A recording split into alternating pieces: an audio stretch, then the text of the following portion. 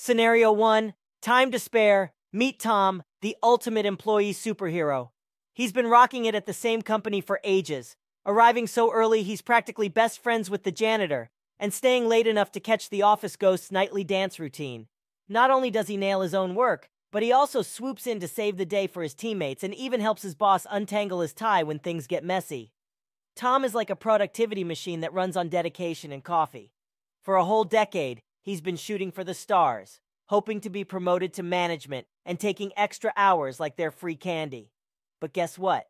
When his manager decided to retire, the company snatched a shiny new manager from the outside, leaving Tom feeling like a rejected puppy after 10 years of loyalty. Ouch. Scenario 2. Introducing Tim, the maverick of mediocrity. Tim's no slouch, but let's just say he's not the office's caffeine-fueled Energizer bunny either. He sticks to his job requirements, arrives and leaves on time, and occasionally goes all out like a wild squirrel on a sugar rush. The guy just can't resist a change of scenery, so every couple of years he switches jobs like he's playing musical chairs, all in the name of personal growth and dodging monotony. Surprise, surprise. Despite never aiming for a management role before, his job-hopping shenanigans somehow landed him in a fancy managerial position during his last leap. With every job switch, Tim manages to secure a jaw-dropping 10% pay raise. And guess what? His latest gig as a manager? It showered him with a money tornado. Talk about unexpected riches. So how much oomph do you put into your work? These days, there's a hot trend buzzing around social media called quiet quitting.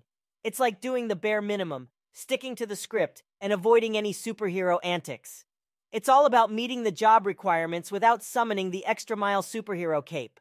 Some folks call it laziness, while others see it as the working class's rebellious battle cry against the long-standing issues they've faced. Quiet quitting doesn't play favorites when it comes to politics or location. It's a battle cry from the working class, transcending generations and echoing in the ears of those with limited influence in their 9-to-5 jobs.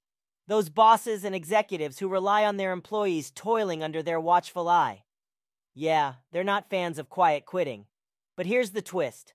Support for quiet quitting spans across generations, while its opponents tend to be those grumpy old folks who never got the memo. The whole quiet quitting movement exploded on TikTok, mostly originating from the tech-savvy youngsters of Gen Z and millennials. Finally, the youth have mustered the courage to voice their concerns, and even the older folks who've tasted the bitter fruit of similar struggles are nodding their heads in agreement. You know what's fascinating? The movement gained momentum after the COVID-19 pandemic and the epic Great Resignation wave. The unbearable workloads and stagnant wages pushed people to the brink of burnout and dissatisfaction. No wonder they're considering quiet quitting as a survival strategy or a sneaky self-defense mechanism. To grasp the rise of quiet quitting, we need to take a wild ride through 3 transformative shifts in America since the days of the baby boomers. Society, companies, and technology have all done the cha-cha and the tango of change. One mind-blowing twist in this dance is the housing prices that have skyrocketed faster than a rocket, powered pogo stick, leaving young people dreaming of the American dream with their jaws on the floor. The cost of living has become a mountain to climb, and more folks are feeling the squeeze and searching for clever coping mechanisms. Now let's not be too quick to judge these so-called lazy quiet quitters. It's time to unleash our empathy superpowers and understand the cumulative pain the working class has endured over the years.